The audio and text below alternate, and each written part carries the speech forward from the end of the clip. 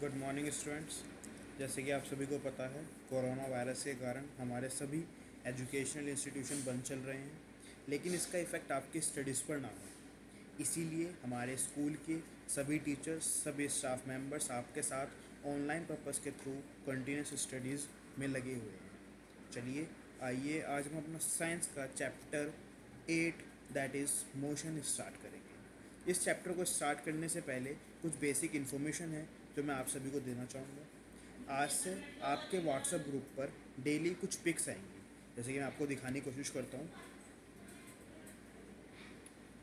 देखिए, जैसे कि यहाँ पर आपके डिस्प्ले पर कुछ पिक्स दिख रही हैं। जैसे सबके नीचे क्या लिखा हुआ है, एक नंबर लिखा हुआ है 1 2 3 4 एंड सो ऑन। इसी सेम सीक्वेंस में आपकी व्हाट्सएप पर कुछ पिक आएंगी। उन पिक्स के नीचे कुछ ना कुछ सीरीज़ नंबर लिखा होगा। उन सीरीज़ के अकॉर्डिंग ही आपको अपनी कॉपी में वर्क करना है। जो सीरीज़ नंबर उन पिक्स के नीचे होगा, उसी सीरीज़ के अकॉर्डिंग आपको अपनी कॉपी में वर्क स्टार्ट करना है। ठीक है, तो आइए ज़्यादा टाइम ना वेस्ट करते हुए हम अपने टॉपिक को स्टार्ट करते हैं और हमारा चैप्टर 8 दैट इज़ मोशन आज स्टार्ट होगा। इस चैप्टर को स्टार्ट करने से पहले एक बात और मैं आपको बताना चाहूँगा। जैसे ही आप इस वीडियो को देख लेते हैं, देखने के तुरंत बाद नीचे कमेंट सेक्शन में जाकर अपना नाम, अपने नेम को टाइप करें। इससे हमें ये पता चल जाएगा कि किस बच्चे ने इस वीडियो को देख लिया है और किस बच्चे ने इस वीडियो को नहीं देखा। जो बच्चे इस वीडियो को नहीं देखेंगे या अपना वर्क टाइम पर कंप्लीट नहीं करेंगे, उसके अगेंस्ट एक स्ट्रिक्ट एक्शन ज़रूर लिया जाएगा। ठीक है, तो आइए हम अपने चैप्टर को स्टार्ट करते हैं।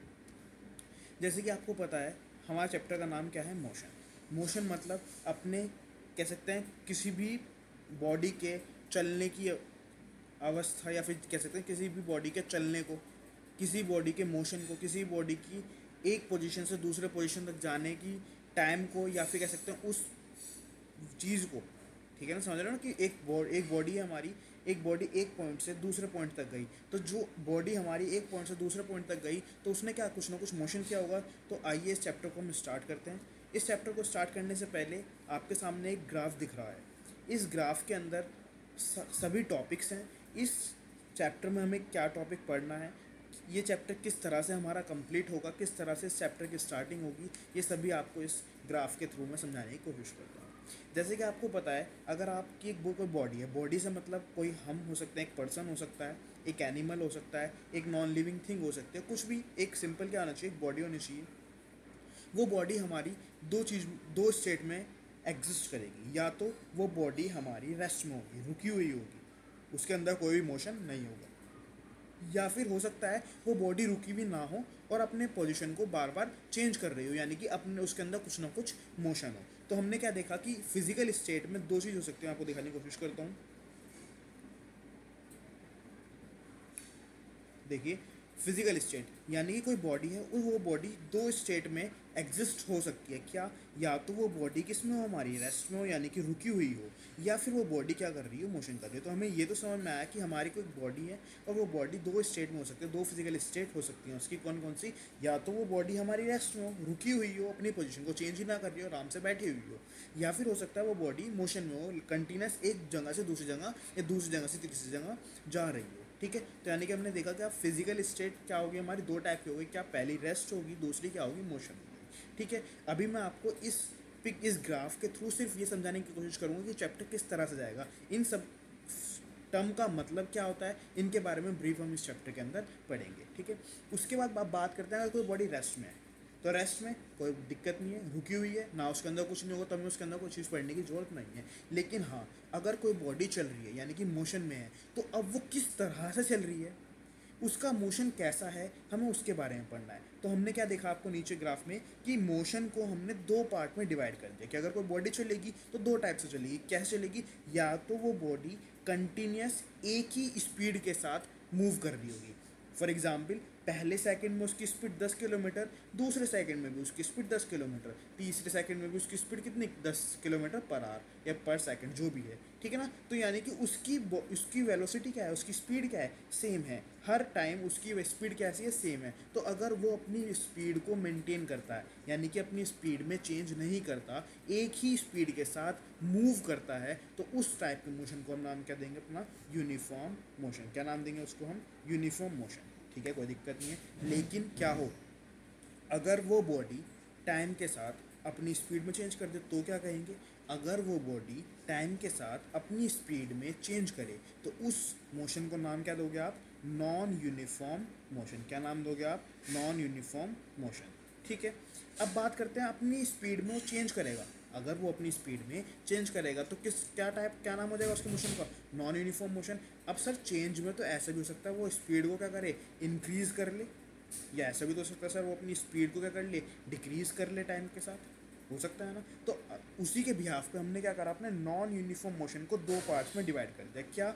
अगर वो अपनी स्पीड को लगातार इंक्रीज कर रहा है, अगर वो अपनी स्पीड को लगातार इंक्रीज कर रहा है 10, 20, 30, 40, 50, 80, 100, 200, यानी कि क्या हो रही है? उसकी स्पीड लगातार इंक्रीज हो रही है, तो उस टाइप के मोशन को हम क्या नाम देंगे? अपना एक्सिलरेटेड मोशन। क्या नाम देंगे हम उसका? Accelerated motion. ठीक है, इसी का जस्ट अपोजिट क्या होगा? अगर वो टाइम के साथ अपनी स्पीड को घटा रहा है यानी कि डिक्रीज कर रहा है तो उस टाइप के मोशन को नाम क्या दोगे आप? D accelerated motion. यानी कि एक्सिलरेशन का जस्ट अपोजिट क्या हो जाएगा?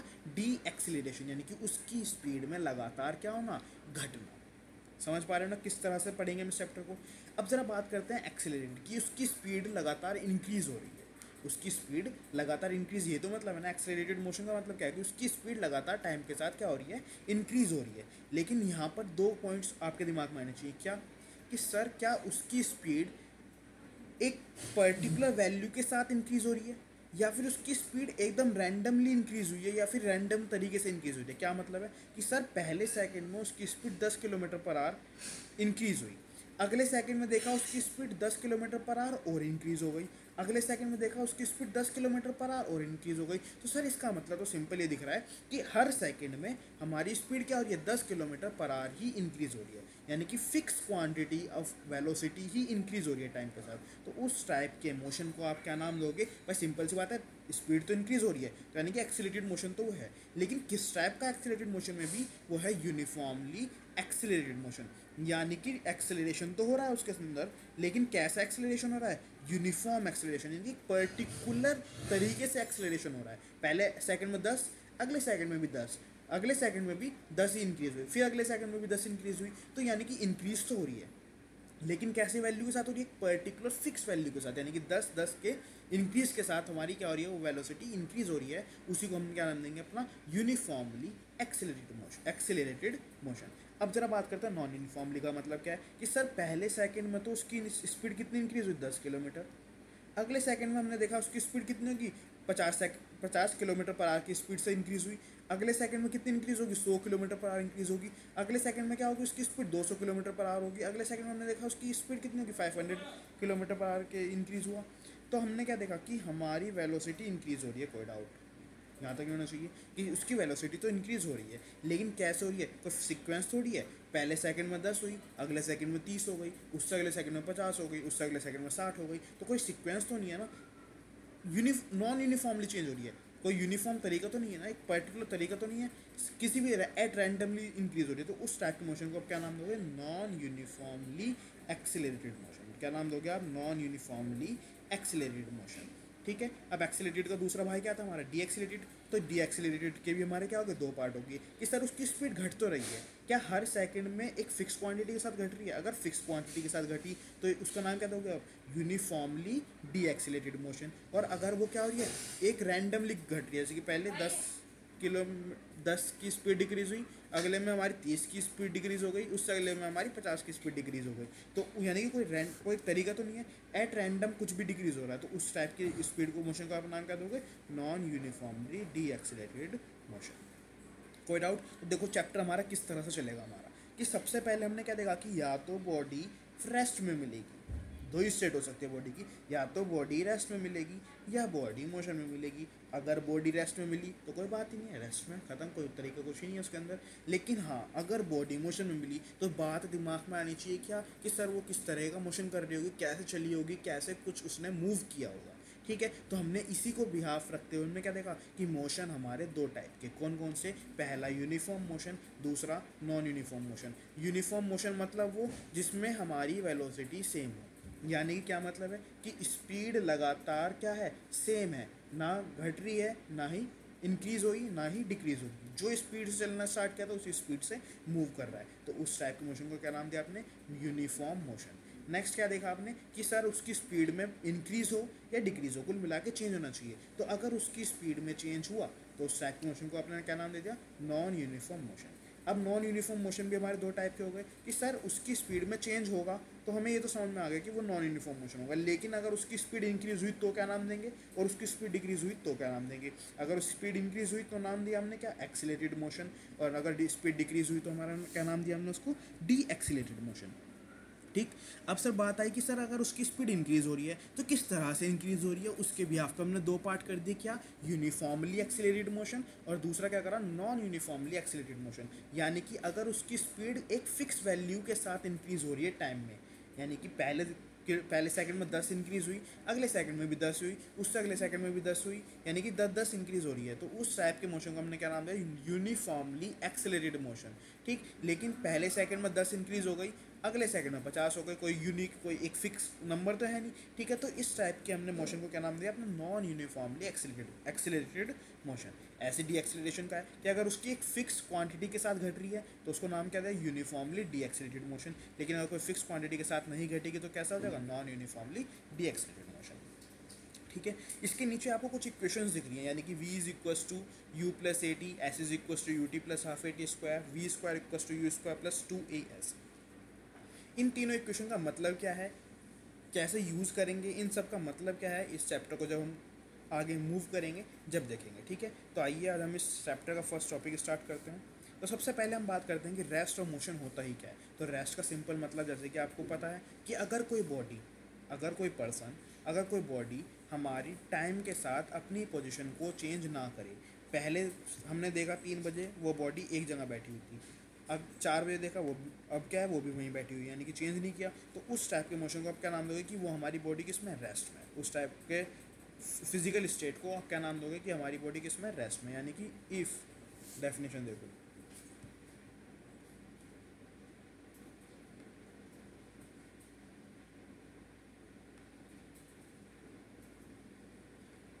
देखो बात करते हैं हम रेस्ट की। क्या है कि अगर इफ़ ए बॉडी, यानी कि अगर हमारी एक body is set to be in a state of rest, यानी कि एक बॉडी हमारी किस में कहलाएगी? रेस्ट में कहलाएगी। कब कहलाएगी? वैन इट्स पोजिशन, जब उसकी पोजिशन यानी कि जब उसकी जगह चेंज ना हो। क्या ना हो? चेंज ना हो, यानी कि डज नॉट चेंज। किसके साथ? With respect to a reference point. अब सर ये रेफरेंस पॉइंट क्या हुआ, इसके बारे में आपको बताएंगे आगे जब हम चलेंगे अभी, लेकिन फिलहाल आप इसको ऐसे देख लीजिए कि एक पर्टिकुलर पॉइंट के साथ किसी भी एक हमने कोई पॉइंट मान लिया, जैसे कि आपने देखा होगा कार्टिजन प्लेन में आप मैथ्स में क्या पॉइंट मानते हो? ओरिजिन मानते हो ना। तो हमने एक सिंपल एक पॉइंट ले लिया, that is known as reference point. ठीक है ना। तो यानी क्या मतलब है कि अगर एक बॉडी की पोजीशन चेंज ना हो, if a position of a body does not change, किसके साथ? With respect to a reference point, एक रेफरेंस पॉइंट के साथ, या फिर आप इसकी जगह भी कह सकते हैं with respect to a time, time के साथ। यानी कि अगर एक बॉडी अपनी पोजीशन को चेंज ना करे टाइम के साथ या फिर रेफरेंस पॉइंट के साथ, तो उस टाइप की स्टेट को आप क्या नाम दोगे? रेस्ट। इसी का जस्ट अपोजिट लगता है मोशन। क्या? कि अगर कोई बॉडी अपनी पोजीशन में चेंज कर दे कंटिन्यूसली, अगर कोई बॉडी अपनी पोजीशन में चेंज करे कॉन्टीन्यूसली, किसके साथ? With respect to the reference point और with respect to the time, तो उस टाइप की स्टेट को आप क्या नाम दोगे? मोशन। क्या नाम दोगे आप उसके इस स्टेट को? मोशन। यानी कि a body is said to be in the state of motion, यानी कि एक बॉडी कहलाएगी किस स्टेट में? मोशन में। कब?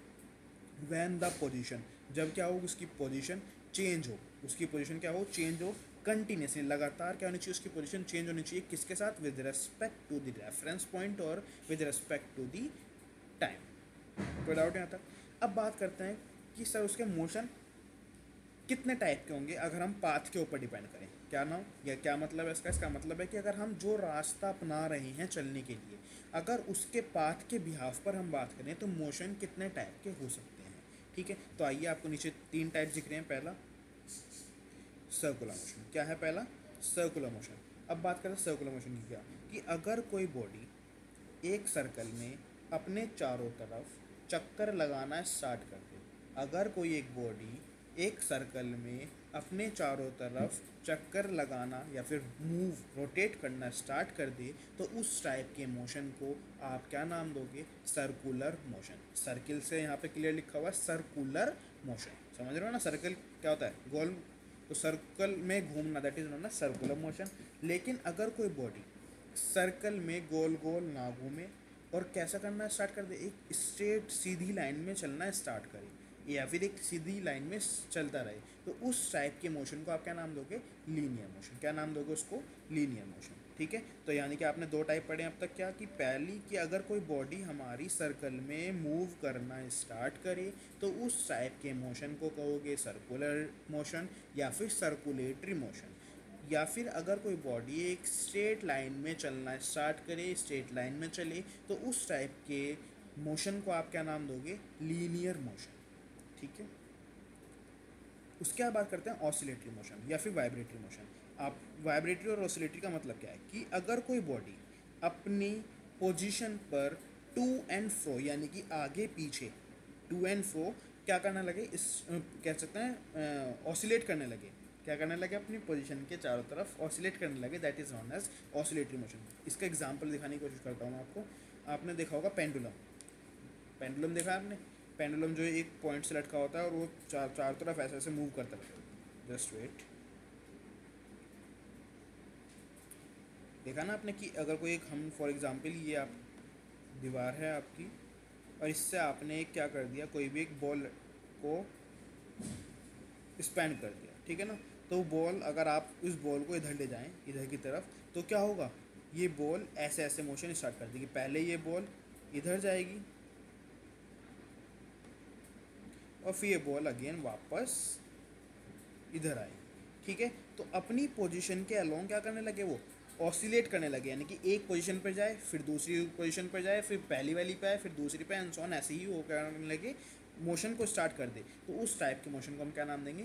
ऑसिलेटरी मोशन, या फिर नाम क्या सकते हैं उसको हम? Vibratory motion. ठीक है ना? तो यानी कि टू एंड फ्रो अगर वो अपनी पाथ के along with respect to origin कह लो या फिर with respect to reference point, कोई भी एक रेफरेंस पॉइंट भी हो सकता है, ठीक है ना? तो अगर वो अपने पर्टिकुलर पॉइंट के अलोंग टू एंड फ्रो आगे पीछे डोलना स्टार्ट कर दे, तो उस टाइप के मोशन का क्या नाम दोगे? ऑसिलेटरी मोशन या फिर वाइब्रेटरी मोशन। ठीक है, तो आपने मोशन भी तीन टाइप के देख लिए, पहला सर्कुलर, दूसरा लीनियर और तीसरा oscillatory.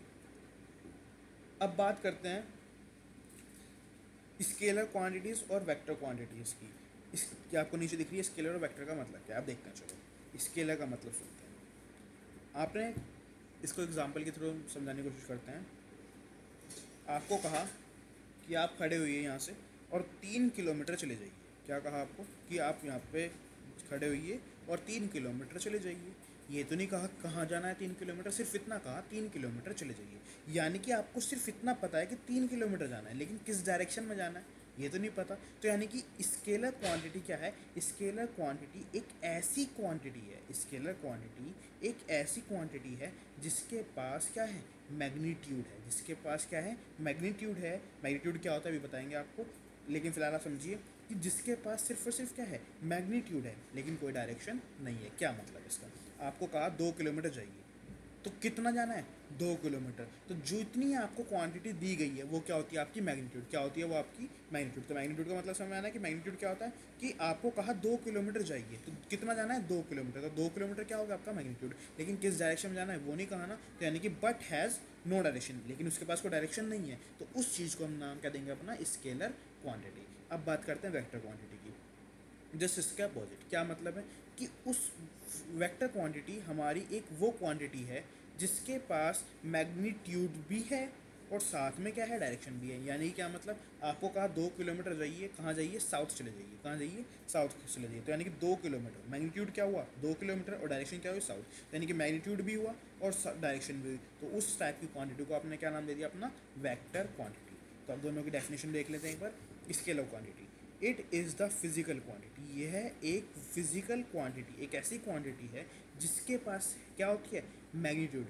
Quantities having on magnitude, यानी कि उसके पास क्या है? एक मैग्नीट्यूड तो है बट हैविंग नो डायरेक्शन, लेकिन कोई डायरेक्शन उसके पास नहीं है। ठीक है, वेक्टर क्वांटिटी क्या हुई? It is the physical quantity. यह है वो एक फिजिकल क्वांटिटी हुई दैट्स रिक्वायर्ड, जिसको रिक्वायर्ड है या फिर जिसके पास होता है क्या, दोनों चीज़, कौन कौन सी, मैग्नीट्यूड भी एंड डायरेक्शन भी। तो ये होगी आपकी क्या, वेक्टर क्वांटिटी। अब आपको एग्जांपल दिख रहे होंगे स्केलर के, डिस्टेंस और स्पीड, और वेक्टर में दिख रहा होगा आपका डिस्प्लेसमेंट और वेलोसिटी। अब इन दोनों में डिफरेंस क्या है, इन दोनों का मतलब क्या है। चलो आपको फिर भी डिस्टेंस और स्पीड तो पता होगा क्या होती है, लेकिन डिस्प्लेसमेंट और वेलोसिटी तो नहीं पता होगा, वो इस चैप्टर में पढ़ेंगे। तो फिलहाल आप इसको एज इट इज़ एग्जाम्पल लिख लीजिए, लेकिन समझने के लिए इन दोनों को डिफ्रेंशिएट करने के लिए मैंने आपको सिंपल से एग्जांपल बता दिया क्या, कि अगर आपको कहें कि खड़े हुई और 2 किलोमीटर जाइए, तो सिर्फ क्या कहा, आपको 2 किलोमीटर जाना है, ये तो नहीं कहा कहाँ जाना है। तो वो कैसी क्वांटिटी हुई आपकी, स्केलर क्वांटिटी। लेकिन अगर आपको कहते हैं खड़े हुई और 2 किलोमीटर साउथ चले जाइए, या नॉर्थ चले जाइए, या ईस्ट चले जाइए, किसी भी डायरेक्शन में चले जाइए, तो वो कैसी क्वांटिटी हुई आपकी,